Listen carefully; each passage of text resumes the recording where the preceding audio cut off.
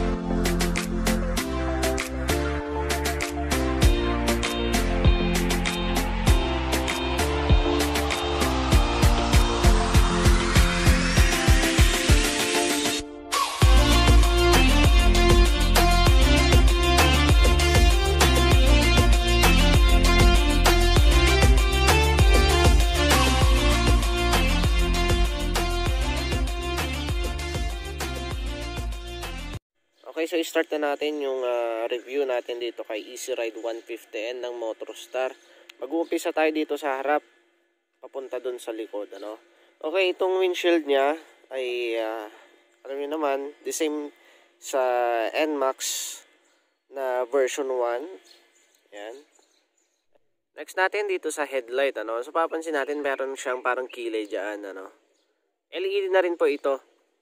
Yan, medyo sabog nga lang yung ilaw niya, pero malawak naman yung range nung sasakupin ng ilaw, ano. Pero yung iba naglalagay na lang na mini driving light or auxiliary light, ano. And then dito sa front fender, ano. So maganda rin yung material na ginamit.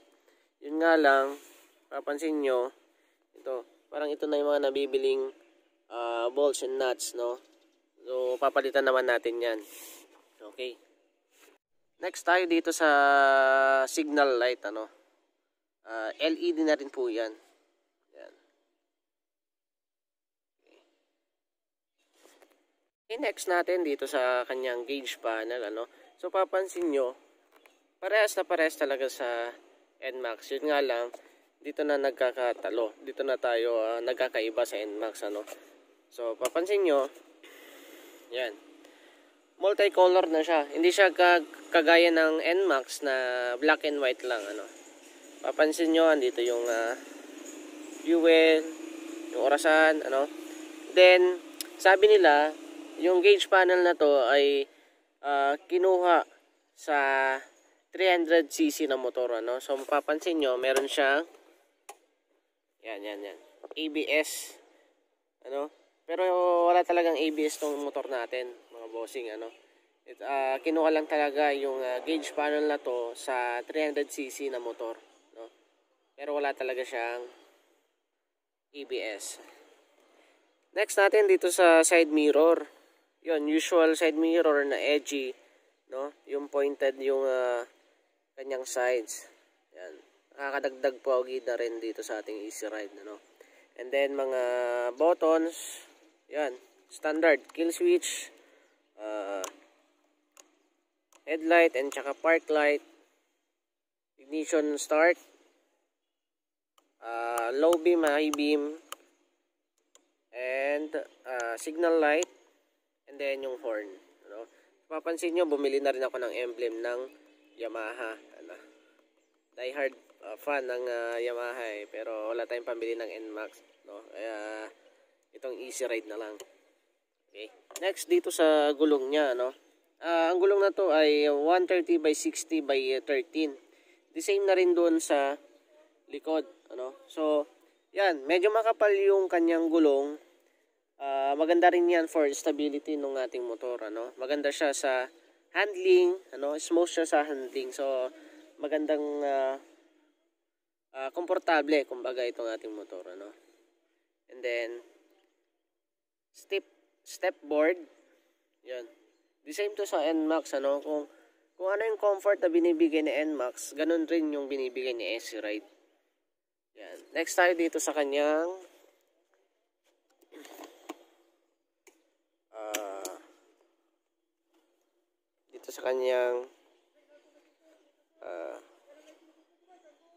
box, medyo maluwag na rin, pero walang kakasya na half face or full face na helmet dito. Pero maluwag na rin po siya. Yan. Ito pa yung kanyang mga papel,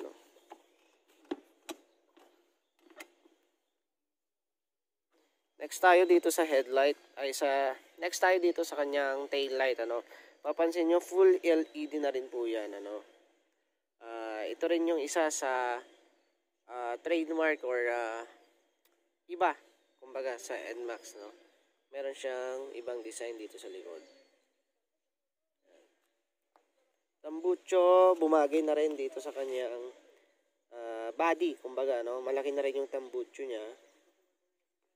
Then, dito tayo sa makina. Pag-usapan natin tong makina niya. Ito ay GY6 na engine, air-cooled, 7.5 horsepower, 149.6 na cc na motor, na engine. Yan. Okay. Kung pag-uusapan natin yung arangkada nitong motor natin, medyo, ayun, the same issue sa mga may motor ng Easy Ride, Meron siyang delay sa arangkada, pero kapag napiga naman na, andun na rin yung power, na-test drive ko na at top speed ko na siya, around 100, pero yung iba na tumataas pa doon sa 100 na yun, Okay. Mapapansin nyo rin, meron na rin siyang mud guard dyan sa likod para iwas putik. And then, doon sa harapan, meron na rin akong biniling mud guard, kasi talagang pumapasok yung putik dito sa loob. Okay, para maiwasan mapasukan ng putik. Okay, so sa mga nagbabalak bumili ng Easy Ride 150, ipa-check natin lagi or ipa-check natin bago natin kunin yung motor. Kasi sa akin, sa kaso ko, hindi ko na napansin. Meron pala siyang gas-gas. Yan. So, i-check nyo muna bago nyo kunin. Ikutin nyo yung motor. Yan. Siguro ito, may katabing Easy Ride din or may katabing motor din. Tawag dito. May katabing Easy Ride din. At saka, ayun, nagkadikit. Gas-gas. Hindi ko na napansin. Hindi naman ay malaking issue para sa akin. Okay, next na ipa-check nyo dyan is yung kanyang fuel reservoir or oil reservoir. Kasi yun yung main issue din dito sa ating motor sa Easy Ride natin. Medyo may bitak na yung stock na reservoir. So yung iba nagpapalit na ng oil filter or fuel filter, Yun, so ipa-check nyo rin yan. Okay, yung iba ay sinasabi na napapasukan daw ng tubig yung kanilang gasolina, Pero sa akin naman hindi, Meron lang siguro tayong na nagagawa or maling na nagagawa dito sa ating oil cap, or sa fuel cap natin. So titingnan natin. So papansin nyo, meron naman ng butas doon, Kapag pumasok yung tubig dyan, doon naman siya napupunta, sa baba. Okay. Ito ang maling nagagawa natin sa oil cap natin or sa takip nung gasolina natin. Okay. So papansin nyo, yan. Papansin nyo may butas. Yan. Yung butas na yan dapat nasa taas. Okay. Dapat hindi dito. Kasi once na natubigan, nakapasok ang tubig, direkta talaga siya. Ano? So, tandaan natin na yung butas dapat ay nasa taas. Okay? Para maiwasan na natin bumili ng oil cap. Kasi, ganito lang ang diskarte dyan. Ano? Yun. Okay. Next na rin na ipacheck nyo is yung disc brake. Yan. Pa-check nyo kung gumagalaw ba siya o hindi. Kasi napakadelikado yan kapag gumagalaw. Ano? Pa-check natin sa mekaniko natin. Or dun sa Motorstar bago natin bilhin. Ano? And then yung mga bolts. Yan. Ipahigpitan na rin natin. Kasi yung mga stock talagang minsan nakakaligtaan na higpitan. Kagaya nitong ating heat guard. Ayan. Yung sa akin kasi natanggal. Dahil sa vibrate na rin itong motor natin. Okay. Isa ring issue dito sa ating motor is yung rear shock. Ito. Medyo walang play ito eh. Umaalog kumbaga. Pero yung iba, nagpapalit na ng stock shock ng Aerox.